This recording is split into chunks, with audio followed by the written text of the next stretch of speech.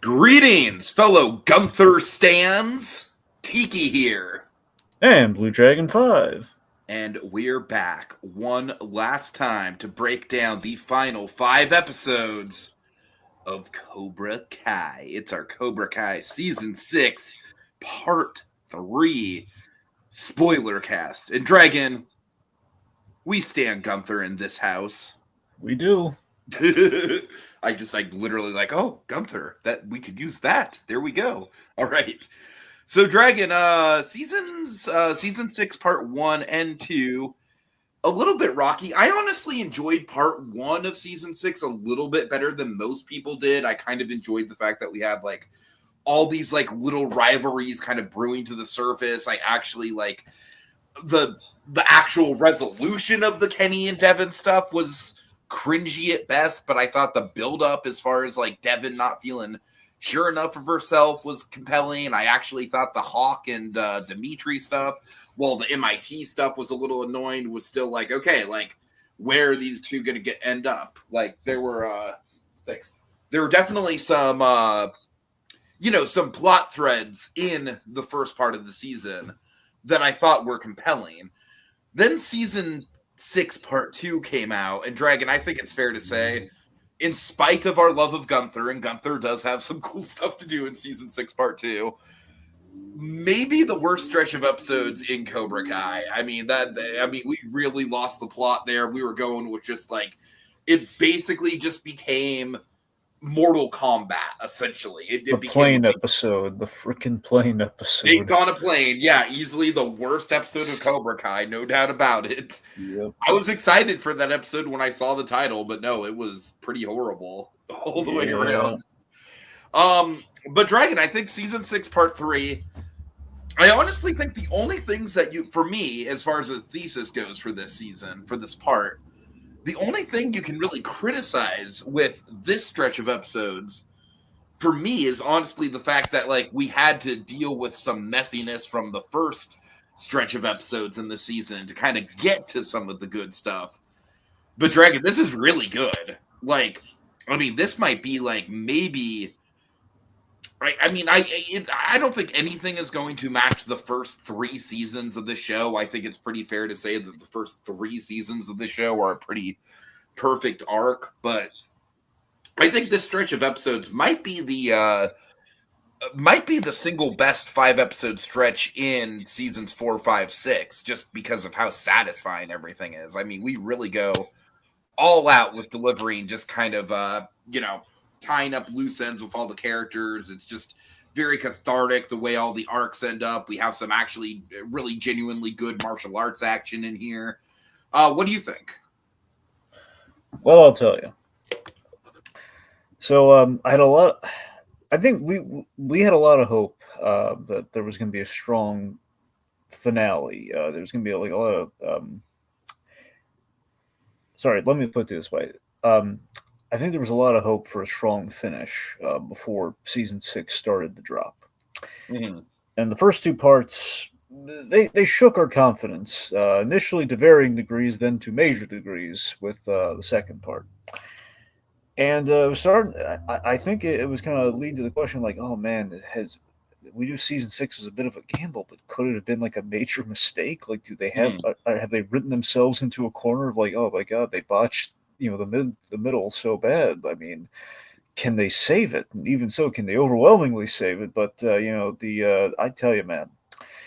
So I went again. My confidence shaking. I went into this just okay. Well, we gotta see where it ends. Regardless, we gotta see where it's gonna end. We've been on the journey. Let's go to the Basically, other airport. The Mr. Plinkett monologue in Revenge of the Sith. We all know it's bad, but we gotta dissect it to see how it's over. I know I'm not paraphrasing that right, but you know what I mean. I tell you though, man, this course corrected majorly in the last 5. I want to be clear. I'm not sure how much. Importantly, I think this really goes a long way towards giving us a lot of goodwill going into Cobra or Karate Kid Legends as well. Well, yeah. Mm-hmm. So look, I'm not sure how much of the way things kind of shook out at the end of the day. How much of it is due to the benefit of well, it's the last five, so of course the last five are like the most important five, so we got to make everyone count. So maybe through the whole time, the last five are always a guaranteed success. They're going to be the best or most final of the material, or you know something just went a lot more right here than it did the other two parts. I can't really tell you. I don't know how much of those just was always a lock for the last five. No matter what they did, these last five are going to be the important ones everyone cared about. I don't know, but it's the best section of the whole season. I think they really did right by the show. I think they brought it back to kind of that seasons 1 through 3 kind of energy. And again, in terms of the whole cyclical nature of the snake eating, the Ouroboros, if you will. It's very strong. Look at this way. These 5 episodes, they're very story driven, character driven, and I feel we get some of the best performances of the show as we should have in kind of like the last 5. So I mean, overall, Cobra Kai just just a lot of love for the show and just the premise just from the get go, and I really feel like they kind of found themselves in the 11th hour, which is it's kind of like it's kind of the Cinderella story. You kind of want it to end like kind of like a fairy tale in the best of ways. Well, that's what I'm saying. It's like Lawrence and Daniel LaRusso going to the ball together. That's what I'm saying. Johnny got the glass slippers at the end. Right. The point being, it all worked out, and I think very sad. I thought the finale was very satisfying. So I was thrilled. I will say there is when we get to it, we got a bit of multiple ending going on, but I like the endings that we were presented. So it's not there were some multiple endings to have, but we'll get there anyway. All right, well let's kick things off. We have episode 11, Into the Fire. This I think is basically like our house cleaning episode, right? Like, yeah, it's definitely the weakest of the 5, but we kind of need it just to kind of transition out of the kind of ridiculous soap opera crap that we had going on in the last batch of episodes. Let me tell you my least favorite part of this episode, and kind of like where it was my least favorite part of the season in general, and I'm glad that after this episode we get more away from it, is Dragon. I was not a fan at all of the Kreese stuff in because this, I fucking adore Kreese like through season 3. I still think that Kreese's arc in season 3 with the flashback stuff in Vietnam, maybe some of the all-time best storytelling the show's ever done, in my opinion. But I don't know, Kreese training with like the master, who's like kind of like basically like 10 steps away from being a Dragon Ball villain, or more accurately, he kind of feels like a character out of Kill Bill or something. I don't know. There's just a lot of mysticism. I hate the episode from I think it was the first part of the first batch of episodes where Kreese is like doing the ridiculous like like the Empire Strikes Back cave stuff. So I'm glad that like this episode basically is just like, okay, we got to write Kreese out of this and actually like chart the course for Kreese in the next 4 episodes, or next 3 really, to really get on his path of redemption. And I think they did a good enough job. I mean, frankly, I kind of hate all of the storyline of like, the like they built up that one guy and then he just ultimately gets killed, even though like I remember interviews going into the part 2 with the guy that gets killed. It's like, oh, we've never seen a Cobra Kai like competitor, like like someone Quan. Quan. Yeah, thank you. Like this guy is like basically Dragon. They were doing the same thing that they were doing with like the new dinosaur in Jurassic World Dominion, where it's like, oh, he's the Joker. He's like the Joker of the Karate Kid fighters. And really, he was a nothing burger of a character. Anyways, what do you think of Kreese stuff? Okay, so a couple things. So one, I realized something that I was shocked by, and if I didn't realize it, I have a good authority. You did not realize it either.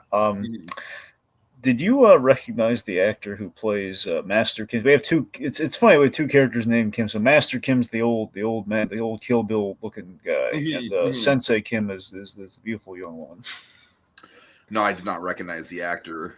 Okay, Master Kim is played by C.S. Lee. C.S. Lee. You're gonna have to remind me who Okay, that you're is. gonna love this. Okay, you Okay. ready? Okay, Yeah. C.S. Lee is Masuka from Dexter. Are you fucking serious, No, dude? that's him. If you look, I don't know Oh if my they, I don't, god. I don't, I have to imagine they caked on some old age makeup. But that's him. That's absolutely fucking Because crazy. if you know it, and then you look back on the rewatch and you look, oh my Right, god, that's right. him. You'll see it. It'll be Oh, that is bananas. God. Oh man. He's right under our nose the whole time because we've seen him before. So the whole time it's been C.S. Lee. It's like a Scooby Doo reveal. Masuka. It totally is a Scooby Doo reveal. Oh my god. Oh, that's nuts. Masuka, you're supposed to be on the Dexter Original Sin.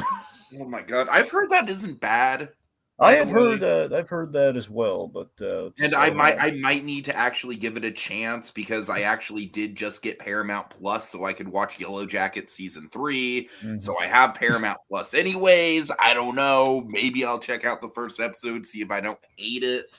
All right. Anyways. Anyway, okay, so with it into the fire, so yeah, you're right. It's very much an aftermath episode here. We're righting the ship, you know, where we're kind of closing the loop on a lot of the BS, and we're also like dealing with kind of the ramifications. So basically, I love that we. So what I love about these five is that we keep the BS to a minimum. Mhm. You know, where we keep all the stuff that we basically wasted so much time with in the previous, you know, two parts, and it's like, you know, we even have a great moment. So Daniel is he's in denial, not facing the trauma that he's endured with, you know, the death of this kid and being the one who flipped him over. So you know we have Ralph Macchio's daughter, you know, who is basically you know, basically is the cousin, the Larusso cousin. I think it's I know Macchio's daughter is Julia, so it's Julia Macchio. So she plays, you know, basically she's very, it's like a nod to my cousin Vinny. So I love we always have these other nods to a lot of the great I beloved, mean, you know, I've always classic enjoyed stuff. Daniel's Italian Family. You know, I think it's fun that we get a little bit more from the dealership guys, you know, Oh, Louis and Danouche. yeah, so it's Vanessa, by the Vanessa. Yeah, It's Vanessa. Vanessa.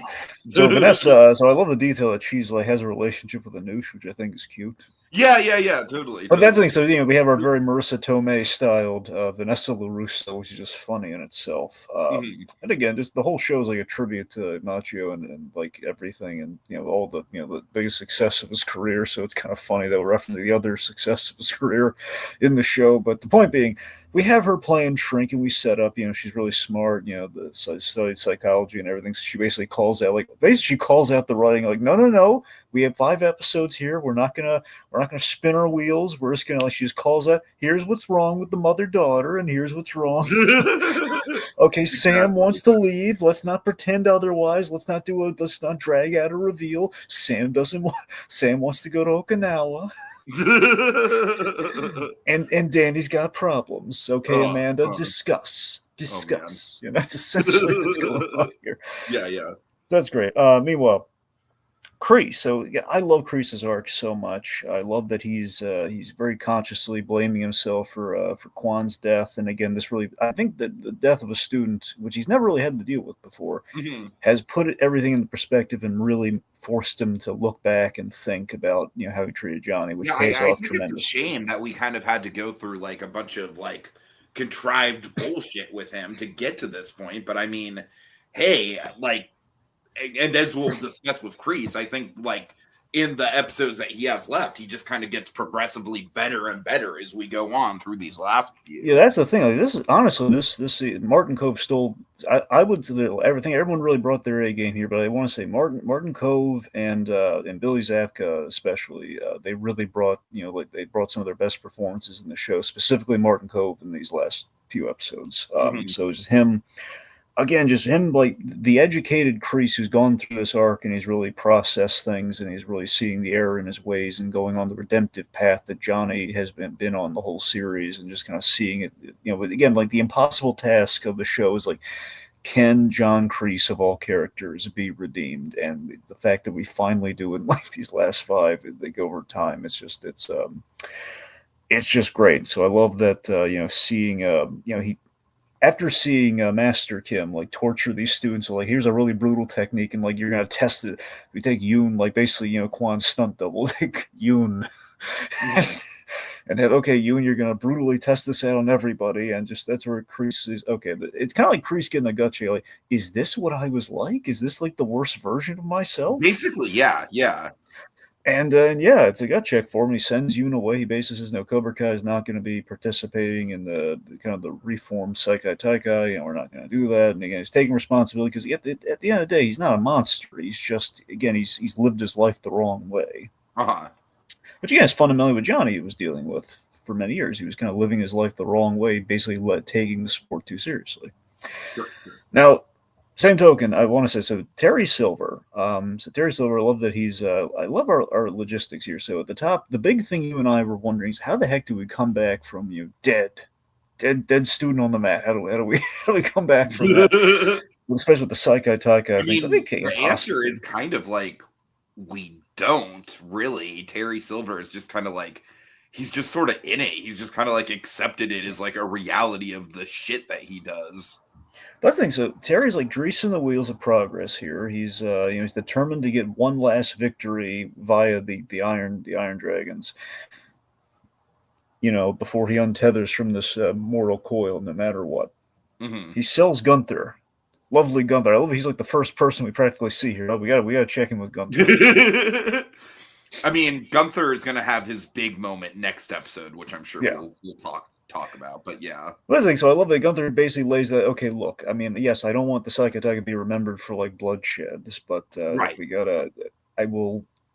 There's this thing of like, okay, look, we get all the senseis on board, then we'll do it. So what I love with that decision is that it's not just like a hand wave. It's like, okay, we have to get Johnny and Daniel LaRusso on board at the same time. They all have to sign off on I this. think this is actually like kind of a pretty natural plot point to have one final like like moral conflict between Johnny and Daniel. Yeah, and I love that. It's not necessarily like a heated rivalry or anything, but it is like one final time where the two of them kind of have to get on the same page. Yeah, I love that it was like this sit down with Terry Silver. Terry Silver has to kind of like he has to be truthful for a change. He has to admit, like, look, guys, I'm dying, and I want a win before I go, and this is my only chance of getting that. So, and again, of course, he plays it pretty The on. conversation almost kind of neutralizes Silver as a villain a little bit. No. Actually, sorry, now you bring that up. Because honestly, I think if I do have a criticism with this batch of episodes, one thing that I will say is that I really, really wish that because we have this wolf guy who's just like they tried to develop him a little bit in the second batch of episodes. I think the introduction of him was a little stupid with the breakfast buffet stuff. I mean, if that's going to be your introduction to the character who's ultimately going to be the big bad at the end of the show, I think that's a little weak sauce, I really wish that they would have found a way to have the last confrontation, like the very final battle at the end of the show be Johnny versus Silver. But then again, if it is Johnny versus Silver, we don't get that awesome moment with Kreese in the penultimate episode. So, it's I don't know. Maybe they just should have done a little bit of a better job with Wolf as a character, building him up. I don't know. What do you think? Okay, here's why I don't think we necessarily neutralize Terry Silver. Okay, because we've shown that he has nothing left to lose. So that I think it kind of makes him a little bit more menacing in that regard. And we saw the lengths he was willing to go when he was on the back foot. Up to this point, he wasn't on the back foot, so he had nothing to worry about, and he was pushing everything, and he did make it happen. And again, I love that Terry Silver's only play he has to play it above board at least until he's actually looks like he's going to lose. Mm-hmm. So I love that's kind of this in where again it's like how someone the most dangerous was the most dangerous liar, the one that tells the truth kind of thing, Yeah, sure. So with in regards to the whole thing with Sensei Wolf, I mean, I think it had to be Sensei Wolf. I mean, for two reasons. One, for the petty breakfast buffet thing, which is just kind of funny. Just the fact that he and Johnny had this very. It's kind of a stupid thing to introduce as like this guy's going to be our big bad he's going to be the final boss of the show. Okay, I'm mostly joking with that, but here's the real reason. Okay, we needed to be Sensei Wolf because aside from taking breakfast way too seriously. taking a buffet way too seriously. Don't again. It's like the I Curb mean, Your he's like Enthusiasm. Walter Jr. levels of taking breakfast too Well, seriously. sure, but it's like the Curb Your Enthusiasm thing where Larry David's like speaking prolifically about the no cutsies in the buffet line. Right. Anyway, but it's the fact that Johnny needs to be outmatched here. He needs to be, and this is like a guy in his prime who's a sensei who basically would be But like the let's person not that. talk too much about this. Let's Well, kind of that's what save I'm saying. So the in a so it's overall, I don't think. last Plus, we did episode. build up the menace of Wolf in that he treated Uh-huh. his basically he's. I will say this, and then we'll save the rest of it for later. Is that he's kind of an anti Johnny Lawrence in a regard, in that he is very much he's very harsh on his students. He's mistreating them. He's basically kind of doing the the Cobra Kai thing, but very much in the negative. He's preaching strength in his own ideology, but there's a lot. Point being, I think Wolf was menacing enough. You're right. We could have, and again, given the wealth that the extra 10 episodes we had, yes, we could have developed them. Mm-hmm. But anyway, that's neither here nor there. At the test drive with Terry Silver was a great scene, though. The scene where again Johnny has no choice. That's like classic Cobra Kai right there. And again, the danger of Terry Silver has nothing left to lose, so this is a really dangerous scene for him. Right. My favorite detail with Terry Silver in this whole batch of 5 episodes is a very minor thing. Okay. He had it's very kind of an American Psycho kind of a thing. He has a really nice business card. Like Yeah, he business does, card. He literally had a silver business card. That is amazing. It's great. Oh man. Okay, anyway, so here's what I want to just to hit on how great Martin Kove is here. While we can, he and Sensei Kim again. They always had this great relationship that we kind of built up. The whole thing of like she was there when he was studying, and she always kind of looked up to him, and they were friendly. And this the idea that there's this beautiful tense scene where Master Kim has basically told his granddaughter, "Look, if you want to lead the dojo, you got to make a hard choice." Basically implying use this plot knife and kill John. The plot knife. Yes, Tiki, the plot knife. The plot knife we named the last episode of season 2. Which we should have renamed Plot Knife. Deadly plot knife. It's what you fight against the plot armor. Yeah, forget forget Chekhov's gun. This is Plot Knife. Oh god. All right. Anyway, the point being, use this plot knife and kill John Kreese. Oh. And it's it's just this beautiful moment of again he's really grown, and we know he's been drugged, and well, at least seemingly he's been drugged. For all we know, maybe he wasn't, maybe he was, and then she had a change of heart. But it's just this moment of like the two of them in conversation with each other, and him saying that he believes in her. She she deserves to inherit like the best of like the roots of Cobra Kai. And he regrets Kwan's death and everything. It's just giving him all this perspective, and it's just. I love the whole it's too late to be a good person, let alone be a good sensei or be a good person. That's basically Kreese's arc, which I think is a pretty satisfying like conclusion to his character. He's he's not out to like be the hero, but he is out to kind of burn shit to the ground on his way out, Yeah, it's just all of our Kreese speeches were just so brilliantly written here, and just him getting like all like everything he needs to in there, like all these like the self-reflections, which a character who's that grandiose all the time would be able to get away with doing that. Otherwise it's going to feel like, man, why was he reading from the script? Where it's exactly. But there's just this moment of he mentions to her that he's basically the error in his ways has been letting a karate mantra dictate his life, and he's kind of realized that in the winter of his years. That's pretty much been Johnny Lawrence's arc throughout the whole series. Is that like season 1, he was very much like the strike hard, strike fast, no mercy, and then basically throughout the whole rest of the series, his arc has been kind of like letting go of that, and then ultimately coming back around to like embracing the message of that, but also embracing Miyagi-Do. That's the thing. It's basically Johnny's arc is recontextualization. He's recontextualizing the principles that had misguided, kind of 80s bully govern his life, where it's like, I live by this very one-dimensionally, but then, we saw there was a hint of layers, and then we explored those layers by recontextualizing. He's trying to make those principles work in a positive way, which is an admirable thing for that character to do. Now, the point being, Johnny Lawrence is a character where it's never too late, kind of a thing. It's never too late to make a change, or he could be a good person.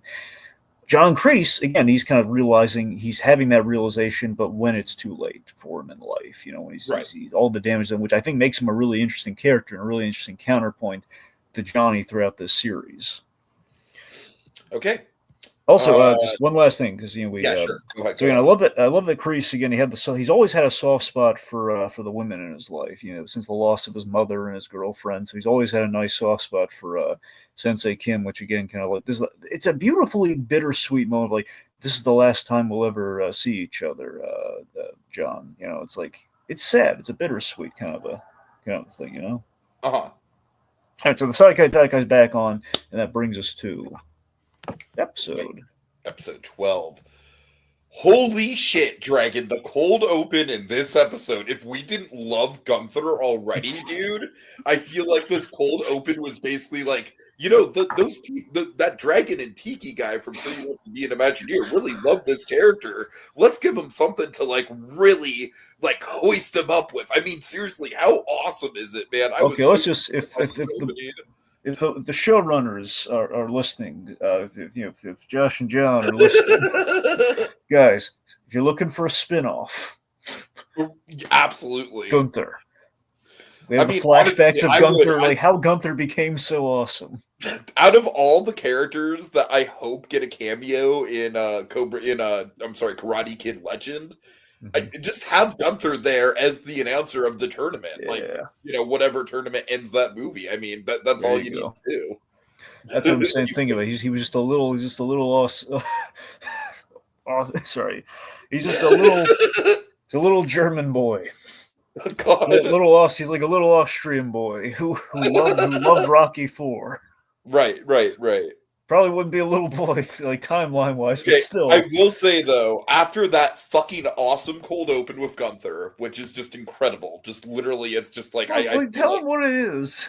Well, I think you can describe it better. Go ahead. Okay, just the fact that he has this epic speech about the Saikai. He's reclaiming the name of the Saikai Taikai and will be in the Valley. Because basically, those are the terms that Johnny and Daniel set. Like, okay, it's gonna be like the All Valley. We're gonna set it there. Above board ref and everything, all et cetera, et cetera. And he's like, this will be an epic day of redemption. I hold the mic and everything. And then they're all like arguing over the vendors and everything. He's just like, okay, enough. The mats will be red. Basically, Gunther gets the closest thing we have in this last batch of episodes to a quiet moment. Exactly. So just him's like, okay, enough. Okay, the mats are going to be red. We're going to have one vegan place. And, and when I hold the mic and we have our usual guy from the first season, like the Old Valley guy, just saying, wait a minute, when you hold it, we do things different in the Valley. You're right. I should respect this custom. Meet me in the hallway. Like, wait, what? Oh my god! And he basically just kicks the guy in the face. I mean, this is the kind of like over the top soap opera bullshit I love in this show.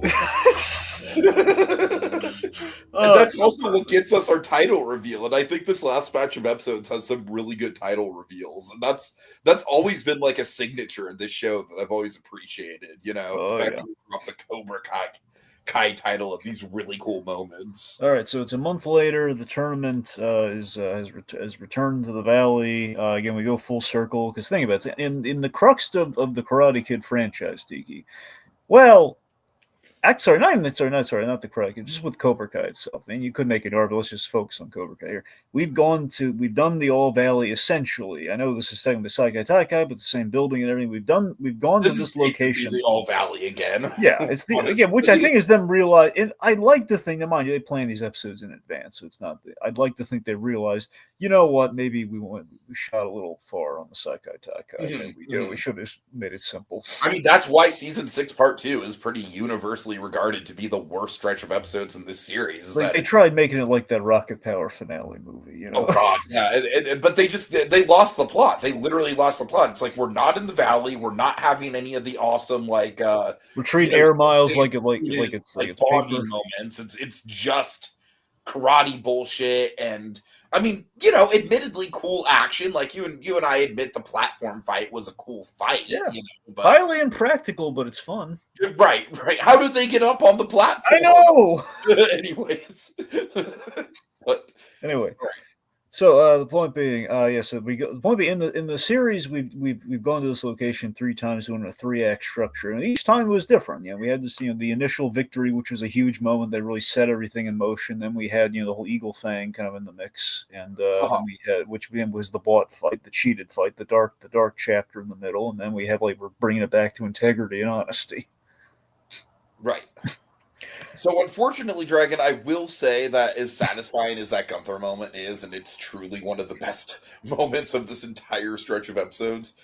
This episode also maybe features the absolute single fucking bottom of the barrel plot line of any single episode of Cobra Kai, which is Yeah. reality stuff. What the fuck were they thinking here? Okay. So here's the. I will say that I think out of all the kids, I think Robbie does have one of the most satisfying story arcs by the end of the season. So, this is basically just building into Robbie's confidence issues and everything. But my God, the actual mechanics of this virtual reality crap are so stupid. Okay, so with that, see, for me, of these 5 episodes, 12, even though something really big happens at the end of 12, mind you, Come on. like Johnny's story is very pivotal to 12. It's the cutesy namesake, rattled. Get it?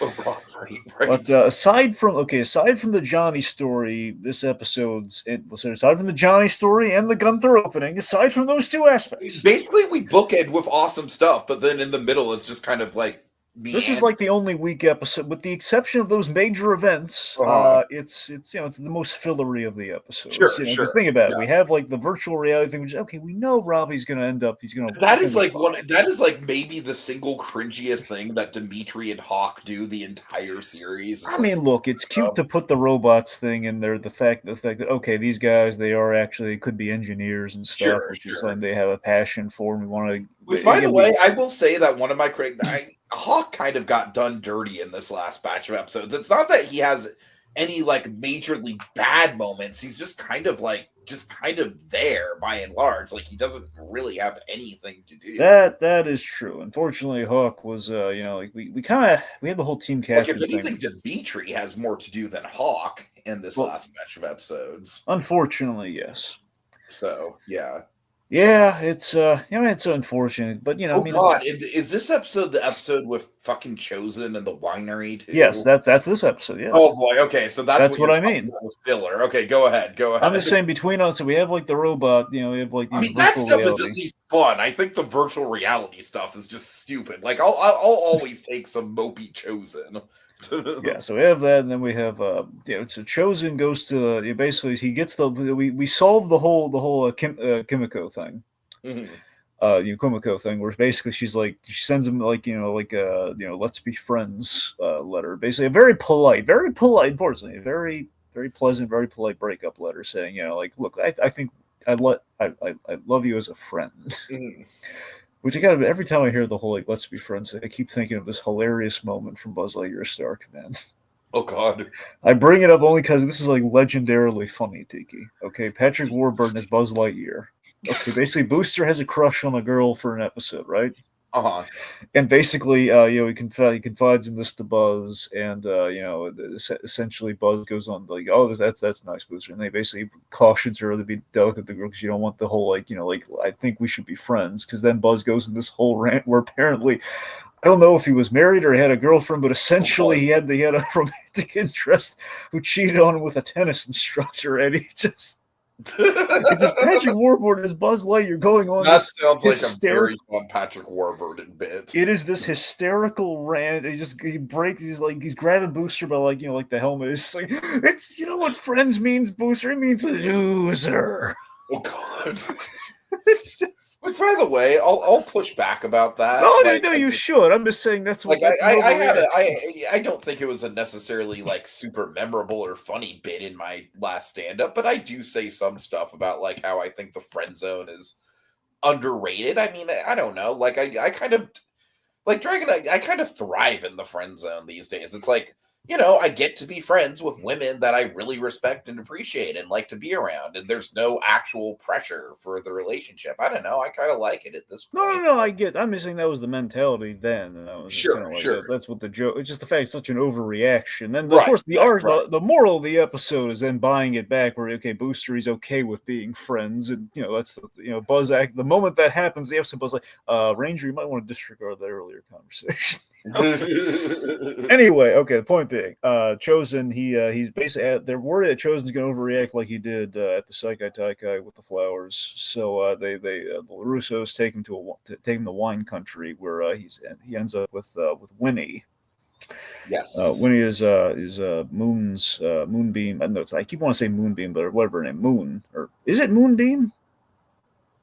Beam might be her middle name, but as far as I know, it's just Moon. Okay, the point being Hawk's girlfriend. That one. Uh, Yeah. So, point being, her mother is very new age, all crystals and tarot cards, and Chosen scoffing at this, and he kind of admits, like, "Look, I don't mean to take it out on you. I'm just going over a kind of a I friend do think zoning." this is a pretty nice little like one episode arc with these two. Like it doesn't really go anywhere, but it's nice for what it is. I like them bonding over storage wars. That's kind of adorable. Storage Wars and trash reality TV. Right, right. Okay, so let's talk about the real meat and potatoes of this episode. Okay, Uh, Johnny. This is a big one. Okay, and this is one that this is not only a big one. This is a big one that we were waiting. This is like the whole reason to do a season 6. Like, what is the one thing we got to do before this show ends? Well, we got to get that baby. mhm. So just the charm of the show, just Johnny wants to marry Carmen. The idea he's wanting to do it, but then like all sorts of bad stuff keeps following him. Like he got into the fight at the end of season 5. Right. And he's trying to get a house in order. It's just he's been trying to he's trying to do it by the book, and the grandmother's like yelling at him to get things in order. And again, Johnny, yeah, even though Johnny's progressed so much, we have to throw the audience a bit of a bone here, and they're like, okay, Johnny's doing it the silly way at first. He's like cutting like soda bottles, is like flat, putting roses in them and everything. And I love the detail that he's taking a cooking class, so he can take the free food. I thought that was really Right, right. Yeah. that was really funny. Anyway, so but importantly, I love that we bring Bobby back, his Cobra Kai buddy, who is he's a priest, and he gives him That like was a nice little callback. and the fact that Bobby ends up tying the knot Yeah, yeah, yeah. so that's the thing. So we do this thing where she goes into labor. So we do the proposal in the delivery room right before she delivers, which is really nice. And again, the fact that Bobby had that great line to him, Johnny, when's the last time anything's really been perfect? The fact that life isn't I perfect. love that. I love that. Yeah. Yeah. I feel like that's almost that could almost be a thesis statement on the whole show. Yeah, absolutely. Uh-huh. I gotta tell you, it does bring a tear to the eye. The fact that he proposed with his mother's ring that he got from Ed Asner, who's no longer around, and the fact that we named the baby after Johnny's mother, which I thought was like no, they kind of threw out all these girl names. Like, yes, Laura's the perfect name for her. Why? Yeah. Totally. All right. All right. And then let's see. This is where we also get the awesome like impromptu wedding too, right? Yeah, that's the thing. So we had the wedding, Which I love the fucking like the band. It's just like a nice over the top touch to it all. Well, he had him for the proposal, so he's brought him for the Right. And that's the thing, man. I just feel like in this last stretch of episodes, it's like it's so like over the top, cathartically happy for these characters getting their resolutions. It's just nice, Yep. Seeing like Robbie and Miguel both there, like very happy for Johnny, like it's nice. Absolutely. Anyways, all that right. brings us to episode 13. Skeletons. Okay. Yeah.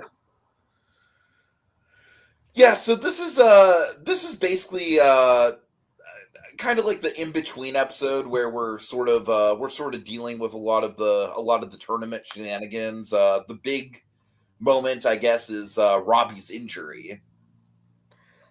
Yes, that's right. I mean, here's the thing. A lot of this is where we get all the Kreese stuff before his big moment in the next episode. This is Is where this where we get the Johnny and Kreese Yeah, it's where we Yeah, get this is the where we get all the big Martin Cove acting bits in this okay, episode. okay. This episode 13 is very big. A lot of all the big stuff happens in 13. One could argue. Uh-huh. So I guess for starters, I just want to mention this. So I love the interview gag where it's just the visual of Johnny Lawrence holding his newborn baby while he's drinking the Coors Light. Yes, yes, absolutely, absolutely. It kind of is like a great full circle. Like this character's come a long way, but he's still going to be Johnny Lawrence at the end of the day. And with that, the fact that while this is happening, he's watching the interview. That he's a very proud moment with him, who was surrounded by his family, and they says, "Hey, no one likes to lose," and then they cut away from after all they like an hour interviewing the guy, and that's the only clip they used. Uh-huh. Uh-huh. Terry Yeah, that's Silver, fun. That's a fun kind of meta gag. it's very much kind of like he's like Charlie Brown, never going to be able to kick the football. Johnny Lawrence isn't Right, isn't going to get the buzz. right. Like the media is never going to reflect it. Oh, look, it's the hero. Well, at least we think that until the very end. Johnny's never going to be Sure, looked at sure, as like sure. as the hero case. Terry Silver, meanwhile, he's insulting Miyagi. Like, oh yeah, Mr. Miyagi was a friend. We shared a student. Like, you want to punch that guy? Okay, so Martin Cove, he gets two amazing scenes. Just the start. This is the big one for him. It's very much kind of twofold. Like he gets the majority here, and then we flip it with Johnny. So Johnny's really doing most of the listening in the first scene. Uh-huh. Just the goodbye.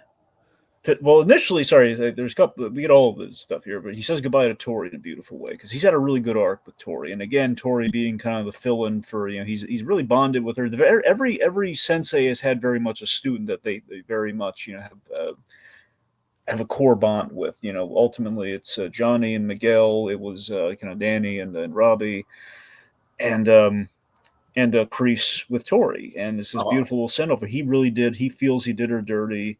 It's she's the closest thing he has to family. And I love that he's not going there. Every time he shows up with his Zords, usually a manipulator, so he shows up for this one time, apologizing for failing her. And there's such honesty in this performance. Definitely. And she is the last of Cobra Kai, because think of it. He basically approved Cobra, even though the Cobra Kai team is not there, he approved her to go so she would be able to fight, which is really.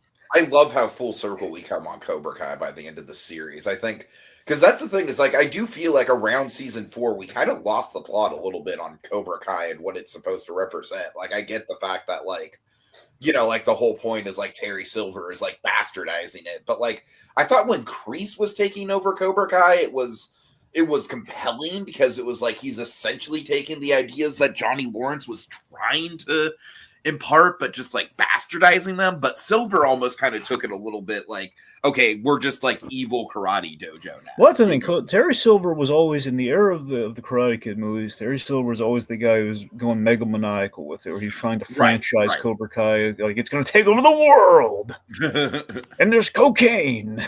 Oh God, that's essentially what Terry Silver boiled down to. I'm a crazy cocaine fueled ponytail man. I'm expanding. I'm franchising. He's Michael Keaton doing some hard living with a ponytail. It's essentially what he is. I could see Michael Keaton playing Terry Silver. I think that's a role he could pull off. Absolutely. Anyways, anyway, but here's the moment that kind of hits me in the feels with Martin Cove here. Just this moment where Tori says, "Does it have to be goodbye?" Mm-hmm. And just he doesn't even have to say this. You see it meant so much for him to hear those words. For somebody on this world is going to miss him. And he's saying, "I'm afraid so." That's perfect. And then we go to the goodbye to Johnny, which is like it's in the very same parking lot where he ruined this kid's life. Yeah. Yeah, just this is the scene of the season. The uphill battle of how the heck do we again basically what you just said, Tiki, the whole like where we went off the rails with things like it's kind of the uphill battle. Like how do we redeem and return to Cobra Kai? Like after everything that's happened between it all, like how do we kind of bring Cobra Kai back? And this goes a long way in doing so. Where ultimately he gives him the key, he gives him back the keys of the kingdom of the path that he started him on. And I just love that he says, you just the pride that he feels to him. Like he looking back on things, he looks at the the opening of Karate Kid to the big parking lot scene. Says like, you handled your defeat like a man.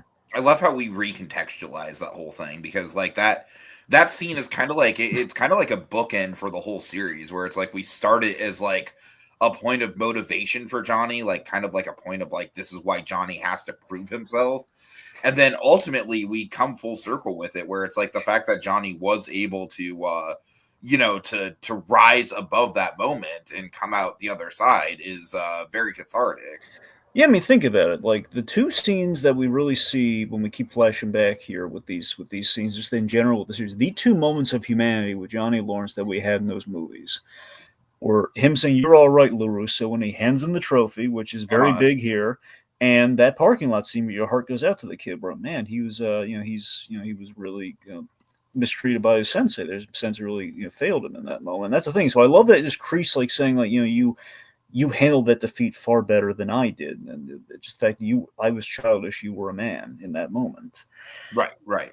It's just I don't know, it's just great. And again, just that outburst stunted Johnny Lawrence's development through life, and you carried all of my bull crap for 35 years because of what I did to you in that parking lot. I'm just the genuine apology from Kreese there. It's oh man, it's fantastic. I mean, like I said, I do think we go through some bullshit to get to this point with Kreese, but like Yeah. once he's there, it is earned. I mean, that's the thing. Ultimately, when John Kreese reaches out to Terry Silver was the gamble of the show, and I think half of it worked in season 4, and then we just went to Terry taking over and going. You and I They, kind of famously yeah, weren't as big of a fan of season 4 as most people were. that's the thing. Like You and I Terry kind of Silver. thought that it fell off when most people were on board with season 4 a little No, I bit. still stand by that too. 4 is very Yeah. much kind of like until season 6 rolled around with those two halves. And I Season would even 4. say season 5 was an improvement over season No, 4. Most absolutely. Season 5 was improved. Remember, we made the argument season 5 you could have ended there. Very totally. conceivably, and yeah. That's the thing. So Terry Silver was like the inclusion of 4, which was like it was good to bring him back, and he did bring menace and craziness there, but it just kind of went on. Mhm. Anyway, let's see. So again, we'll build to the other the Johnny side of that Kreese thing here in a sec. But we bring back this just shows you the desperation of which we're bringing back people from the movies, but it's still kind of cool. Daryl Vidal, like one of the Oh, guys the from the Matt. announcer guy, yeah, that was very much like a Guardians of the Galaxy, like who for me. Admittedly, in a perfect this to you know what this feels like to me. Huh. This feels like to me like them kind of like throwing their hands up there. Well, Hillary Swank said no. You know what's funny about that, Dragon? Hillary Swank is actually going to be in this current season of Yellow Jackets, and I bet you anything it was like a choice for her. Like, Mm. do I want to do Cobra Kai or do I want to do Yellow Jackets? And frankly, I think she probably made the right choice to do Yellow I Jackets. mean, yeah, but she was like the only one we didn't, like Yeah, but we literally. didn't really need her, honestly. I feel like her movie has always kind of felt a little disconnected Well, from the that's the rest of thing. the Well, no, it's universe. not. Miyagi's in that movie though. No, I know. I don't All know. I'm saying is think about it, Tiki. Okay, we're gonna have a movie coming up that crosses over the remake.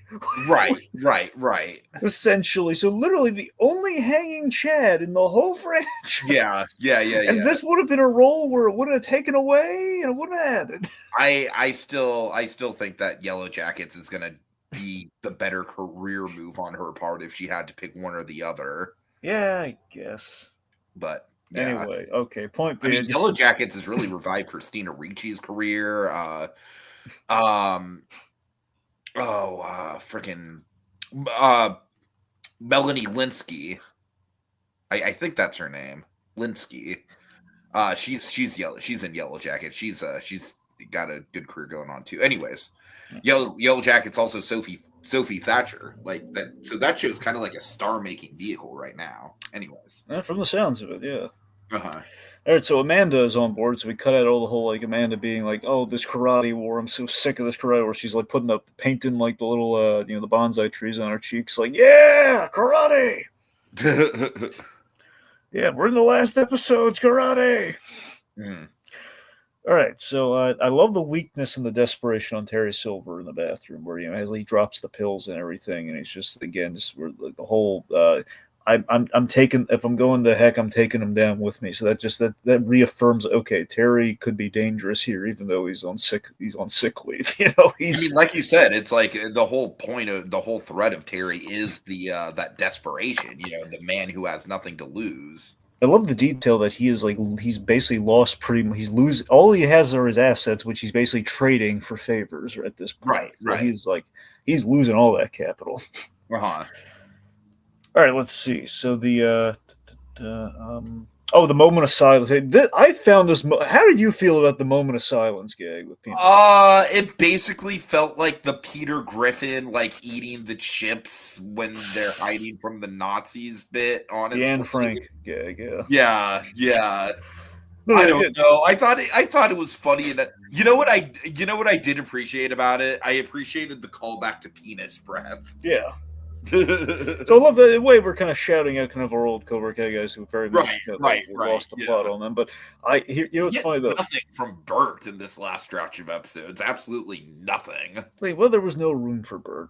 Yeah, I know. You know what Bert should have been? Bert should have been like Stingray's little assistant. I know, right? Wouldn't that have been cool? Yeah. I mean, look, we don't see him, but in my heart of hearts, Bert's like the lead student in Stingray's class. Totally. Yeah. My heart of hearts.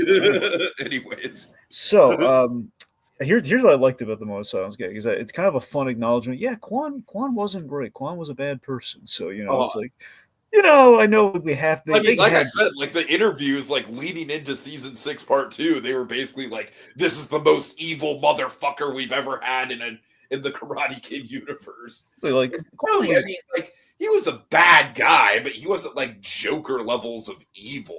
He wasn't pure evil, but that's the thing. Quan, it's a thing where Quan, he was dangerous. He was kind of dangerous though, not Joker levels of danger. God no. But the point being, this kid, him losing him, no one's really truly heartbroken about it. That's the thing, except for maybe Sensei Kim. That's about it. Sure. Anyway, so it's just kind of a fun look. Okay, yeah, we'll take a pot shot at the kid there just a little bit. He was a plot device. He was. We acknowledge it. Okay, so Robbie versus Axel. This is where we get the full leg break, which, at the behest of Terry Silver, which is kind of a callback to the whole sweep the leg, Johnny kind of a thing. Axel, again, I love Axel being a victim of a bad sensei here. The fact that we show Axel's not he's not all bad. He's very much just being, he's just kind of in a rock and a hard place. Axel was the one that bonded with Sam, right? And that exactly. Yeah. We also have the call with the heat massage. The heat massage can't fix a broken leg. What are you, nuts, staying the sun? No. Yeah. So this, so we have Robbie. This is actually really nice for Robbie's character arc. This is really beautiful that he and Johnny Lawrence, karate gave me everything, and I know I could have won. That's good enough for me. So it's the moral that his son, that Johnny, if he's so overcome with emotion here, that he knows that his son's not going to be stunted by this loss for his whole life like he was. He just sees that his son's going to be okay with this defeat. Yeah, totally. Which that's a huge win for him there. Just kind of seeing my son's not going to be again the way he would have judged himself early. He's not going to be a foul up like me. Or he's not going to be kind of a karate man child. Anyway, so let's see. Okay, so let's talk. We got to talk about the AI Miyagi. Oh God! Oh, I forgot that was even a thing. So pro and con here. Okay, con. It's a very hokey sequence. This is where we get the namesake of the episode. All the skeletons. We're fighting just an army of skeletons. And Dragon, in this shit with, it's been going on. Was this shit even in season 5? I don't remember. What specifically? All the stuff about digging up Miyagi's past. That was. I believe that was just all season 6. Yeah. Okay, yeah, it's definitely been one of the things dragging down season. And I do like that the resolution of it is basically he did what he had to do, Daniel. He's a human being, not a freaking bastion of goodness, Yeah. Yep. I think the big takeaway from this AI Miyagi moment was we used the flashback to, well, I don't know if we used the flashback, we used the AI thing to put the words into the fake Miyagi's mouth, whatever. The point being, we basically the moral of, like, enter the tournament. It's not about win or lose, just do your best, kind of a thing. So that's basically the thing that he needed to hear for a big plot twist, which is that Miyagi-Do, because of the point system, they have no chance. They really have no chance of winning unless Sam, like, somehow delivers a miraculous win. And Sam says, "Look, I don't want to fight. I don't really feel like a need to fight." And then Danny kind of supports it based on the whole Miyagi thing. It's not about win or losing. It's important is that kind of we beat the bad guys somehow, I guess, in that, and at least in some victory of some kind. Right. So Cobra Kai is back after the MVP kind of like Billy Zabka scene here with Johnny and Kreese, where he basically responds to all the stuff he said to him in the parking lot. Says, "I loved you." And it's not about, like, what you did breaking the trophy. Like, that was the worst day of my life, but the thing that was even worse than that was when you abandoned me when I needed you most. Absolutely. You left. Yeah. Which is, like, not, it's a fun. I love with this whole show. We've taken. We can't change what we have, like, essentially in the canon of the movies. We're stuck with what we have. Johnny Lawrence, we don't touch that kid, and we just, by the time we do Karate Kid 3, we don't know what the heck happened to him. And Kreese isn't with them, so and we're inferring all this really great character stuff that we have developed throughout the show. That, again, Kreese left him, and he never came back, and that really screwed him up. Yeah, it's great for sure. This hug is this redemptive moment. I think this whole scene with Johnny and Kreese is definitely one of the most cathartic moments in the whole series. I think because it really is just kind of like. I think it's exactly what Johnny needed to kind of like get to the final kind of phases of his character growth. Like, it's not forgiveness either. It makes it very clear. This is not forgiveness. It's the hug. It's the whole, like, maybe you can make it right. It's too late for you to change, but it's not too late for you to make it right. And Miguel and Tori back in Cobra Kai. It's back. We use the ACDC. That was honestly, I love the fact that, like, we kind of lost the plot of Cobra Kai throughout the past couple seasons. So I love the fact that, like, we're reclaiming Cobra Kai. That really, like, reclaiming the actual name of Cobra Kai is kind of like ultimately the end goal of the whole series, and I found that to be very rewarding. And again, I had no idea how they were going to do it, but that catharsis, man, that's what the key was. That was the missing ingredient. That's what we needed. Literally, the two the two founders of Cobra Kai to hug it out, to get it back, to reclaim it, and the fact that Miyagi-Do's complete. They've passed the. They've redeemed Cobra Kai. Cobra Kai is no longer going to be a bad thing, and it's Johnny shot. Right. And the ACDC choice was great. Just the Thunderstruck, it was perfect. And then the last exchange these two characters are ever going to have together, he bows to his sensei. That's it. That's their goodbye, and that's perfect. Definitely. Okay, right. Episode 14, Strike Last. This is where we get all the big one-on-one stuff with Miguel and Tori, and I think it's really appropriate that this is really the as the penultimate episode of the season. This is where all the actual tournament stuff kind of happens. I don't know, like, as far as like character stuff, this episode's a little lighter, but I mean, like I said, this is like, we need the martial arts stuff, and this episode delivers on that. Oh yeah. So I love how we open. We open with the we begin closing the loop proper. We have Johnny and Daniel driving in the Miyagi mobile. And they return to the dojo and basically set up that, hey, we're giving you the strip mall back. So if this victory will basically like, there's a lot of cool full circle moments with that with the strip mall dojo in the last couple episodes. I will say this, just in the writing, okay, I think they really lucked out where we have these big plot moments at the tournament. They're like, okay, we're gonna have a day to prep because we can have a day to take it in. It's like, we're really lucky because it really felt like in the moment, like it was gonna happen like right there, right? Right, yeah. So I mean, I'll admit it. That's a buy. I will absolutely give it. Like, okay, it's fine. Okay, the very least for this one. Stuff. The show acknowledges this. Yeah.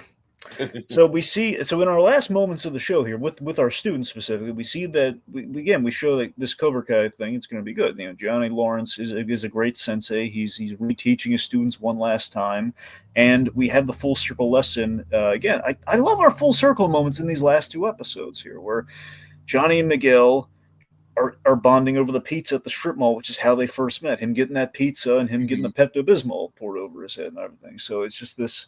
It's where they met, and it's the lesson of. It's the most important lesson that Johnny could teach Miguel that he could only acknowledge after going through the arc that he's gone through in this series. Just this moment of like, don't get into a fight for revenge. Like cause in '84, I outclassed Daniel LaRusso, but he got me. Just that self-reflective. Again, he had 6 weeks to train. I was training around the clock, and he still won. Sure. But again, it's such a great lesson there of just that's it's like pride going into a fight for the wrong reasons is death. Mm-hmm. Anyway, so Eli and Dimitri, they're going to Caltech together. So we close that loop in a pleasing way, where it's not like we're not saying MIT every 5 seconds. I did like the joke of what was it, the TMI? Yeah, TMI was what they called it back. It was fun. So Tori versus Zara. This is oh boy, this is yeah, Zara had this coming, man. Oh yeah, big time. And I do love that, like, for as much as the show is preaching the whole like fighting with honor thing and everything, we could still just give a character who deserves it a proper ass whooping and have it be satisfying. And Tori's always been a really cool character, so I want her just to kind of cut loose like this. It's just really neat. And just the fact that Zara, I love that we have an opportunity in it's like a socially acceptable way to like beat up an influencer. It's just kind of. And it's just, I love that, like she said, like, no one loves you, no one's like rooting for you. And then Robbie, he just shows her, says, I know you're going to tell me, you're telling me to focus on it. No, I just want to tell you I love you. And it's beautiful. Oh my God. And then the kiss, and she's reinvigorated, and she knocks Zara's teeth out, man. Possibly the most brutal strike we have in Cobra. One of the most brutal strikes we have, because we see it in camera. It's like, God. Mm-hmm. So overall, just with the fights, I love the points battle, but I love we kind of made it simple. It's just the whole you hit them, you get the points, and versus all the Saikai Taikai, and no, you have if one person's out at the same time, then you get no infinite conditions for a fight. Yeah. Nice and simple. Okay, Danny and Terry Silver, I love that this is a nice little kind of send-off for these two guys, because they've hated each other's guts for the whole time, and just their last exchange is Terry Silver points that even if Cobra Kai wins, Miyagi-Do's lost, and Cobra Kai is going to be on top, so you've lost either way. It says, doesn't that hurt? It says, no, actually it doesn't hurt at all. And remember, Cobra Kai never dies, does it? Which is like the ultimate burn. Like, yeah, you're gonna die, Terry Silver. Yeah, right. It's a foregone conclusion. Like, plan the funeral, buddy. So, we got growth on Miguel and Sam. We're not doing the teen BS of like, you're going to Okinawa and you didn't tell me, or you tell me. Right man, that is one thing I will give the show a lot of credit for. They really didn't like drag that out at all. It was just a nice little clean sweep there. Yeah. So Johnny's advice to Miguel in the big fight again. This Miguel fight was a work of beauty here. Just the tension of. It's a great fight, and throughout the fight, we have everything that Miguel has learned has been incorporated into this fight throughout the whole series. We've invested in this kid ever since the first season. We're seeing all these big moments just like flashing to in the fight as he's using the same moves, and it's great. And in the meantime, we have Axel again. Axel is put in Johnny Lawrence's position from Karate Kid, where it's like they tell him he has a weak spine, break his spine. He's like, oh my God, it's like that. And it's just so Axel, as he looks to Sam kind of saves Miguel here, where the bond that Axel is going to make with Sam. He has a moment. He could have chosen to like do the dirty pull and really hurt Miguel, possibly. Sure. And he doesn't. The moment he relents, the Sensei Wolf looks like, oh, he missed his window. He's going to lose this fight, and he knows it. But again, he lost with honor, though. Yeah, totally. Perfect. Let's see. Okay, so we got to talk. The tee up the next episode. We have a big manufactured drama moment of, okay, the dojos are tied, so the senseis have to fight now. You know what?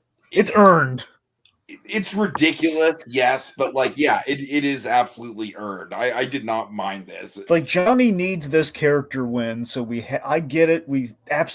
Johnny does need this. Right, right. He needs that victory because here's the thing: we've redeemed him through his students, but we've done that before. We need to do something we haven't done before. Johnny, every time Johnny talks a big game and he's fighting these guys in the fight, every time he does a rematch with Daniel, it always gets interrupted. We need an actual win for the guy. I get it. So that works. So I guess lastly, the thing we have to talk before we get into the finale, Terry Silver and John Kreese's big fight on the yacht. Mm-hmm.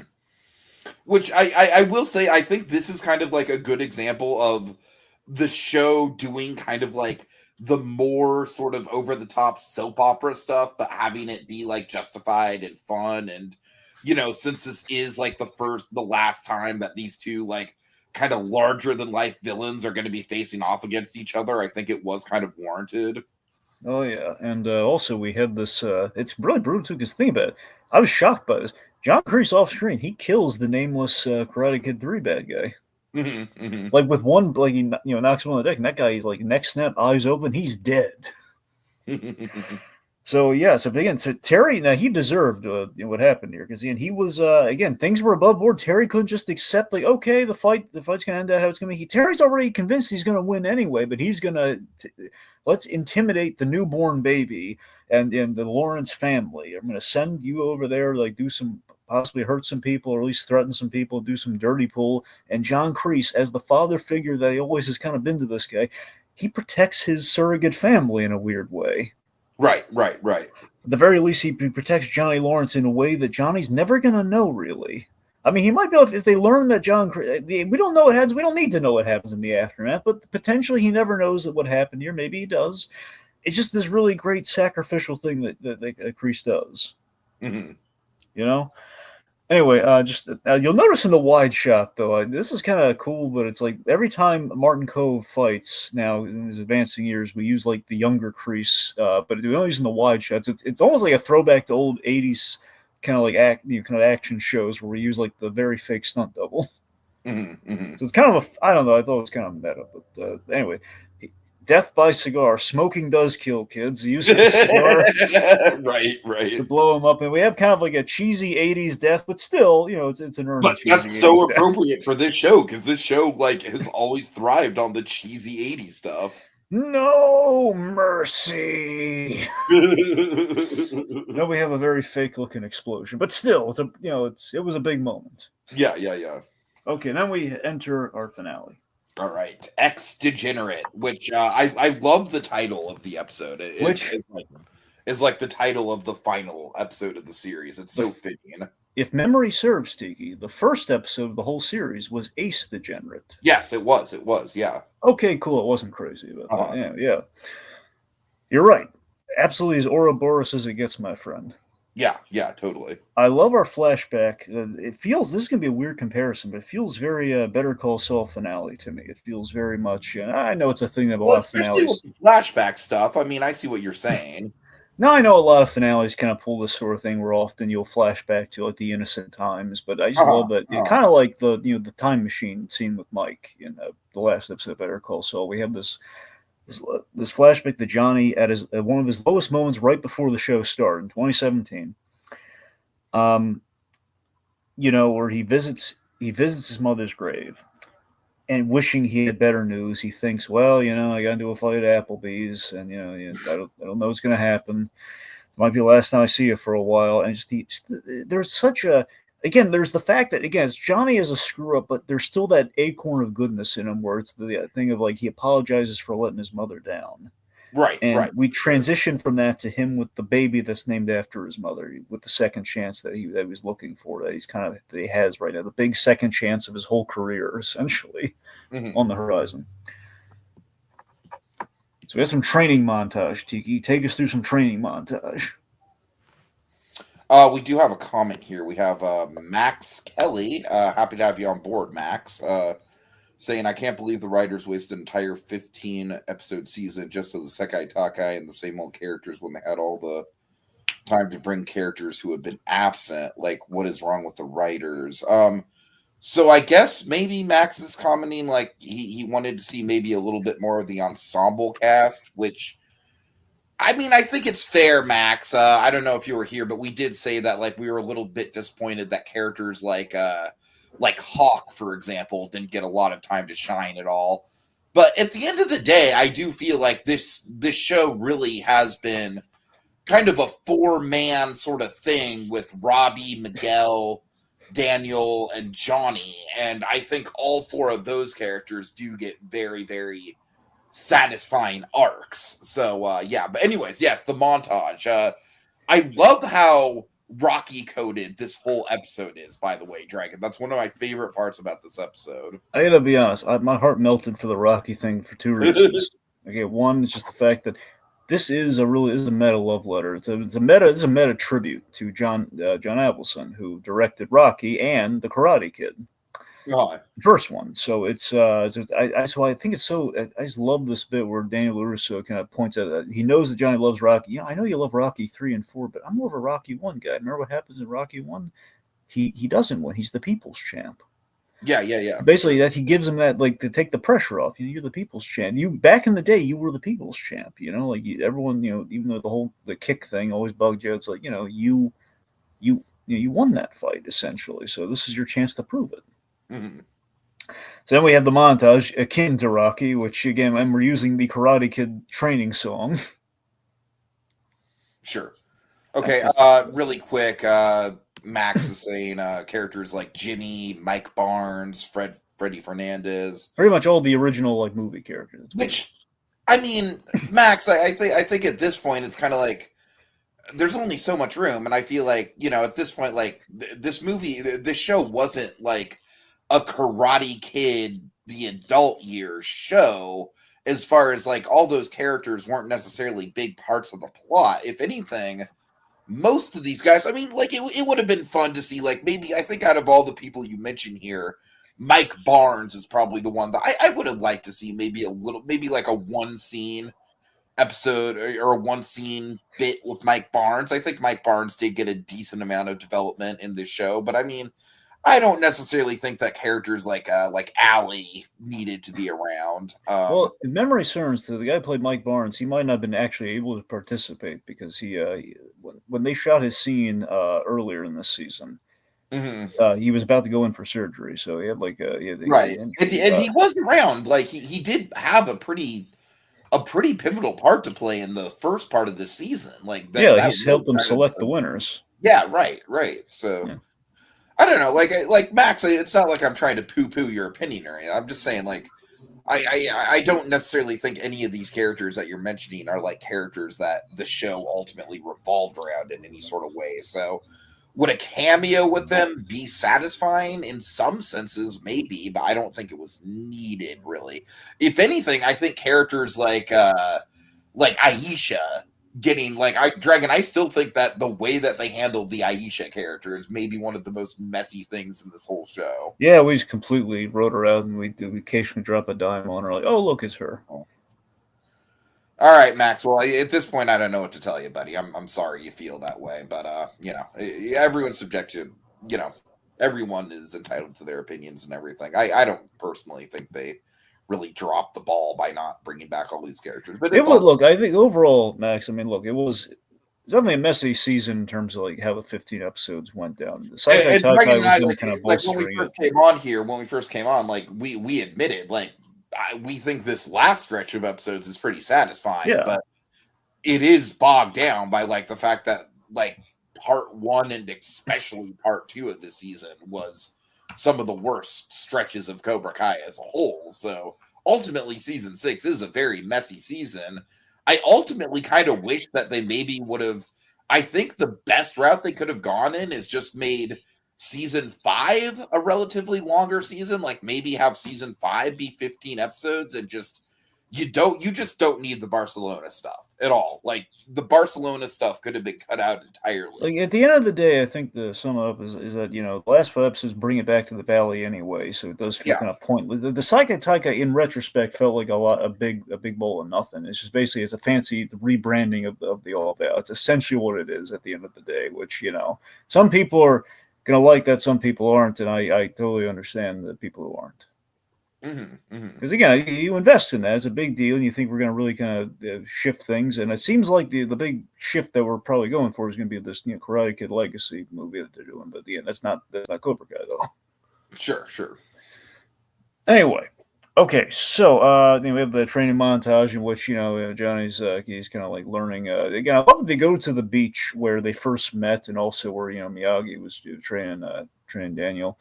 So it's just kind of cool. They're striking the crane pose together, like in our title image here. So it's it's cute. Mhm. Doing Rocky stuff as well, and they're running around, getting the support of people. Um, okay, so we solved the Miyagi necklace mystery. Oh boy, because we were all dying to figure that out.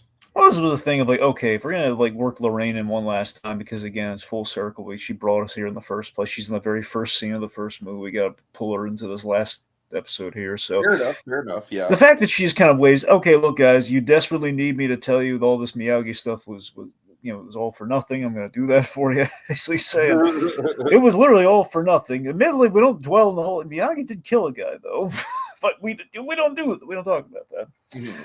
Mhm. Yeah, it was all just a misunderstanding. It just feels really stupid that we have this whole like dark Miyagi plot line. Maybe it was a And cat. you and I both agree, like the whole thing of like, oh, Miyagi's got this dark. It's like he's a human, Daniel. He makes mistakes. Give him a break. He is not a saint. He's not a perfect human being. Yep.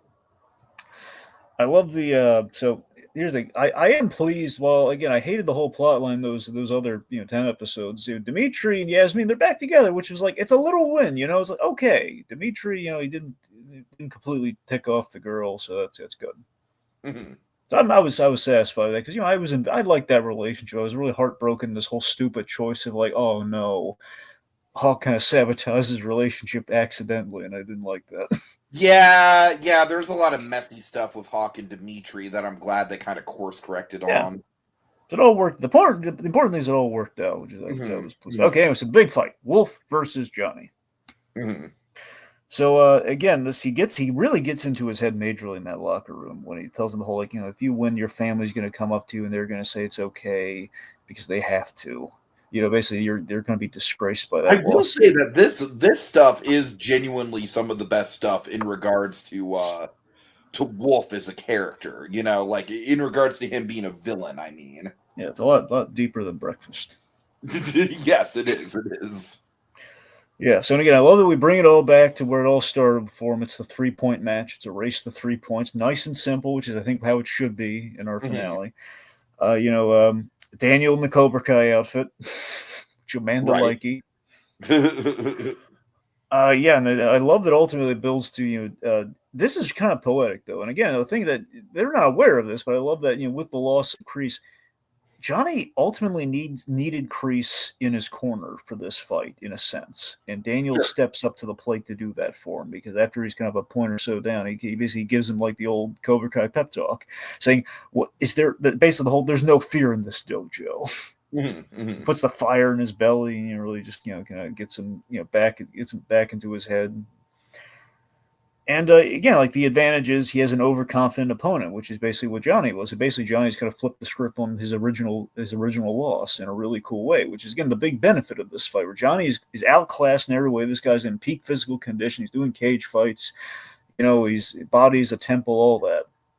But Johnny put the work in. Johnny put the work in. His heart's in the right place, and he's again he has experience on his side. So again, he had just enough of a chance, and the overconfidence of this guy is just the opening that he needs to hit him 3 times. Yeah, for sure, for sure. And everyone is rooting for Johnny, which he did not have before. Everyone's rooting for him. Even the pawn shop guy always gave him that was a payoff I really liked. The pawn shop guy was a running gag the whole show. Always gave him the business. And he's like, they're like, oh yeah, this is not a prayer. And they're like, yeah, I was actually rooting for him. But Johnny's never gonna know who's rooting for him. Right. Yep. And I guess ultimately for the last point, it's nice that Johnny he's not blindly charging into the crane kick fundamentally like he did in the movie. It's like he I love that we see that he's moving backwards instead of forwards, and that when he does like the dodge, and that's great. Mm. So he wins, and then we have the big payoff. I think it's a chef's kiss moment where he says, "You're all right, Lawrence." And Daniel gives him the trophy. Like that's Johnny's big victory right there. Totally. You know, Yeah. it's like the whole thing people have been saying for years. You know, Johnny wasn't the bad guy, and his mother isn't there to watch the match, but his daughter is, who has the Mhm. same name, and it's like the old life, new life kind of thing. I don't know, it's beautiful. And then we have our ending. So we have our Lord of the Rings ending here. I don't necessarily like. I don't know. I don't have a pro. I've always been someone who thinks that the hate for the Lord of the Rings ending has always been like very overblown because it's like, dude, like it's a fucking epic trilogy. Like, no shit, you are going to want to wrap up these character arcs. Like, do you just not want the character arcs? You know? So Like, I want to be clear. I don't have a problem with this. I'm just saying that's a criticism I could see easily being lobbed. That it's too many endings. sure, yeah. I'm surprised you. So do you think it's too many? No, not really. Well, that's the Honestly, thing is I like all of her endings. Admittedly, I could see using using a few of these as the ending, but I like them all, so I don't have a problem with it. yeah. That's what I'm kind of like. I'm Yeah. kind of on the same fence. Yeah. Yeah, so Johnny got the house for his family. Tori and Robbie, they got endorsement deals that they're going to be good financially and career wise, even though high school has not been kind to them. We have Sam and Miguel. They're heading to Okinawa together. Miguel's kind of taking a bit of like a few gap months or whatever. Uh Chosen and Sensei Kim, they're together now. They're an item. They're going to watch Storage Wars together. huh. That's nice. That's nice. Yeah. Yeah. And then we have this beautiful moment here. The I photo. don't necessarily think the chosen thing was like set up all that well. It's just kind of like, well, we need to give him a love interest, so let's give him Kim. Why Okay, not? admittedly, in the bum season of the bum section of this season, their chemistry was like the best part of it, though. That was like the That's one true. good, That's true. Yeah. that was like the fun part. And I hated. Then of I course, kind of feel like maybe they should have done a little bit more to like remind the audience of that chemistry, like yeah. because really, I got to admit, Dragon, like up until you said that, I literally forgot that was like a thing in the last What's the thing? episodes. I love when they did that, but I hated the whole thing of like he says mistake and she misinterprets. Like, no, you know exactly what he meant by mistake. You were trying to keep it on the down low. That's what he meant. Uh-huh. Anyway, That was and his then mistake. so then we have again a good ending point here, which potentially then we get to the other really good endings. The photo on Laura's grave with like the family all gathered around, which Yeah, is well, really nice. I think it's just great because it's a really nice like full circle moment. Then we have like the paper on the stand that says "Miracle in a Karate Tournament" with Johnny is holding the thing. It's wonderful. So then we have another very appropriate ending. So I call it, this is the appropriate ending, and then we have the post credit ending. So the appropriate ending is it's Johnny at the dojo. We bring back Stingray one last time with the kids, Which I love. I mean, Stingray I think is one of the absolute gems of this whole show. I loved his little cameo at the beginning of this season was one of the highlights of the first part. I love him here. It just makes so much sense that he would be in this role, you know. and it's what's perfect about the Stingray bit. Huh. In the beginning of the season, Stingray was right about Johnny reclaiming Cobra Kai. Totally. So Yeah. ultimately, he was absolutely right. Uh-huh. Okay, so Johnny's at the dojo where he should be, and now he's become the well-adjusted crease. He has his new students.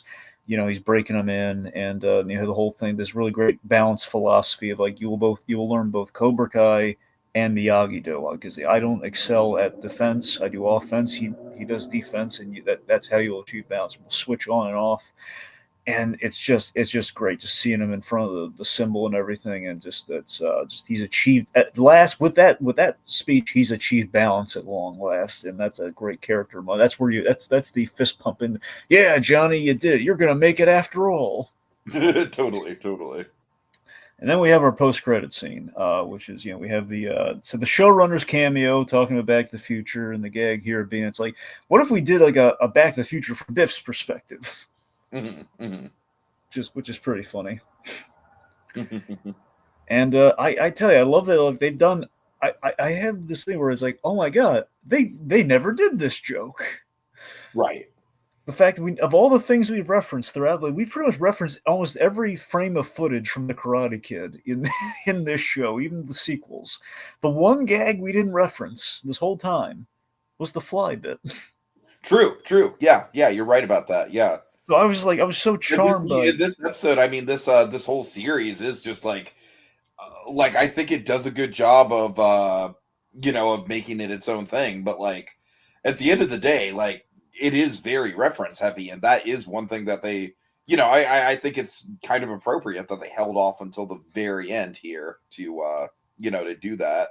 And Tiki, I laughed so hard at just the perfection of this bit here, where it's just this moment of like, oh god, he's about to, he's about to do the fly gag for old time's sake, and again to represent his new friendship with Johnny Lawrence. Johnny Lawrence, I was thinking he has to do this. Please let him do this. Johnny swats the fly. Yep, for sure. It's like so that's the dynamic. Even if they are chummy now, it's like at the end of the day, he's gonna go for the chopsticks. He's gonna do it with his bare hands. That's it. Mm-hmm. Oh, it's great. All right. Good episode. Okay, let's see. Max Kelly says, could they make an extended edition of the season where release it on DVD once as one complete season? Well, no, Max. Dragon, do you know anything about like the DVD releases of the show in general? I mean a little bit, but I don't. They might occasionally have deleted scenes. I don't think they've really. I don't think they would extend the episodes.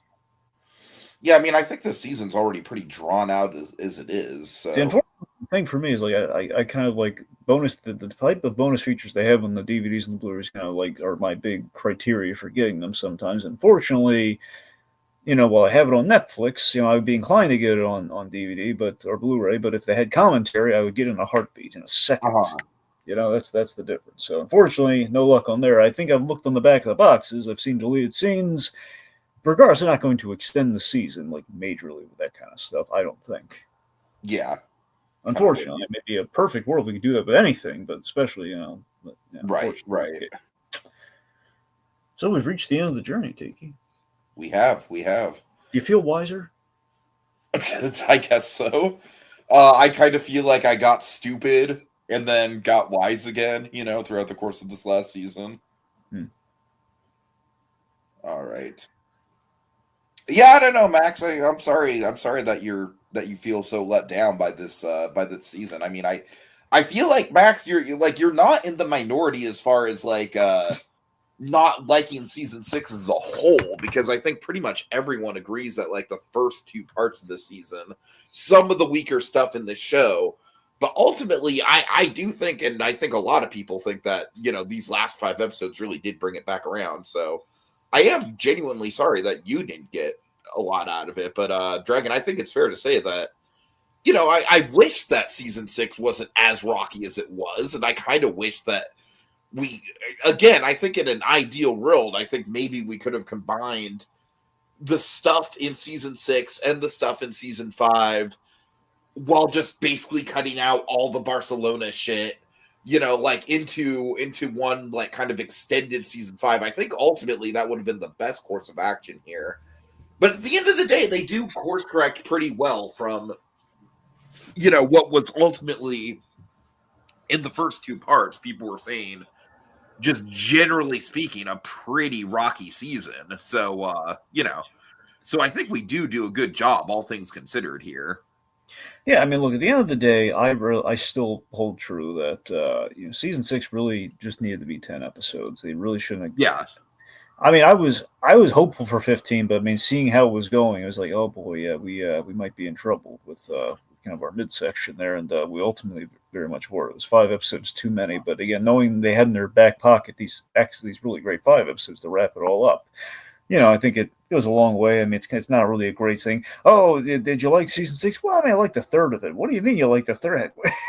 But exactly, yeah. At the end of the day, Cobra Kai just a great show about redemption. Again, it has had its highs and lows like any show, but when it had its highs, man, it hit it narratively and just had you on the edge of your seat. It was just good television, man. It was a show that really endured too, because it wasn't like readily on Netflix at first. They had to fight for that. Their success, kind of blew everyone out of the water that Netflix wanted it.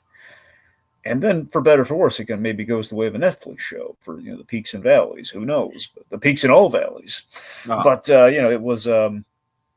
it was a joy to watch, man. I tell you, I was frustrated on the teen drama at times, but again, our character again, Johnny Lawrence's character arc, I think, is a thing of beauty, and I love where we went with it. It was a great journey to have, and I love that we can at least say, because not all shows are this lucky, man. Not all shows get an ending, a definitive ending. For all we know, Johnny Lawrence will not show up in this new Karate Kid thing. I think it'd be smarter to have him cameo, but the point being, this is the end of Johnny Lawrence's story. And I can't think it might be smart to have Miguel cameo. Sure. Because at this point, Miguel is basically like the world champion in his division. So sure. I don't know. Well, regardless, that's the thing. We could bring the characters back, or at least some, maybe Gunther, who knows. We could bring them back in the Legends film, but it feels like we're going full circle with Daniel's story. But Cobra Kai from the get-go has always been Johnny Lawrence's story, so I think we did right by him and just serving his arc and his character through the show, and especially for how it ended. So I'm very pleased with this is like such a rarity that we have a show that have a tumultuous like, oh boy, I don't know, there was some of those seasons, oh god, so bad, and there's end like chef's kiss perfect in place. Sure. Just yes. Because I hate having to keep arguing for, there's some good in it and all this, but it's like, it doesn't have such a great yes, look at our faith has rewarded us. We get 5 really good episodes here. Look at that. Yeah.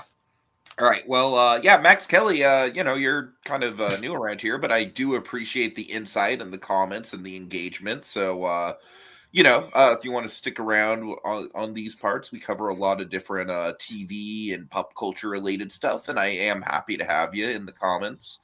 And big thanks for engaging with us this fine evening. Thank you all for joining us on our ride through Cobra Kai, and we will see you all later. We will be back with Karate Kid Legends at the very least to continue at least Daniel's story. All right. Have a good night, everyone. See y'all later. Cobra Kai never dies.